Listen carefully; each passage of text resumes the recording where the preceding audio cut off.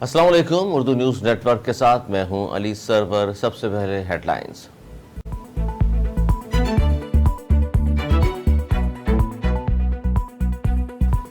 وزیراعظم شہباز شریف کہتے ہیں زراعت اور غذائی تحفظ سے متعلق سیمینار میں زراعت کی اہمیت پر زور۔ پاکستان شعبہ زراعت میں بلین ڈالرز کی سرمایہ کاری کے لیے کوشاں ہے۔ جی سی سی ممالک خوراک اور زراعت سے متعلق سالانہ 40 ارب ڈالرز کی امپورٹ کرتے ہیں۔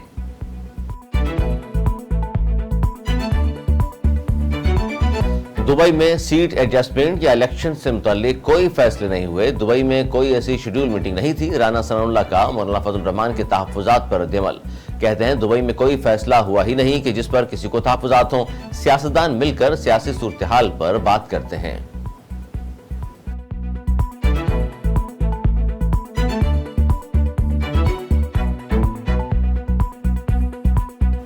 اینٹی کرپشن فیصل آباد نے چیئرمین پی ٹی آئی کی بہن عثما خان کے خلاف مقدمہ درج کر لیا۔ عثما خان نے 18 ہزاری میں دھوکہ دہی اور جعلسازی سے رقبہ اپنے نام کروایا۔ عثما خان کے علاوہ تحصیلدار، نائب تحصیلدار، پٹواری، اراضی ریکارڈ سینٹر کے عملہ سمیت کل 9 افراد ایف آئی آر میں ملزم نامزد۔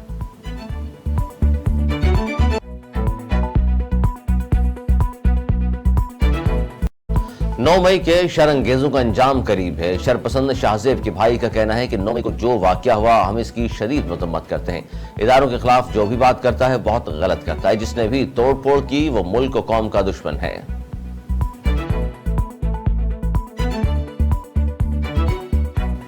سابق وفاقی وزیر داخلہ شیخ رشید احمد کہتے ہیں ووٹ کو عزت دو کا نعرہ لگانے والوں نے ووٹر کو گلی محلے میں بے گناہ ذلیل رسوا کر دیا ہے۔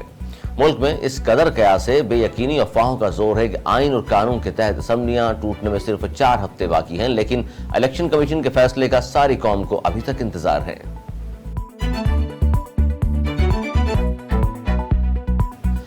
طالبان حکومت نے سویڈن میں توہین قرآن کے واقعے کے خلاف افغانستان میں سویڈن کی تمام سرگرمیاں معطل کر دیں۔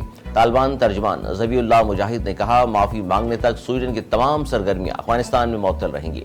افغانستان میں تمام سرکاری ادارے اس حکم پر عمل درآمد کے پابند ہیں۔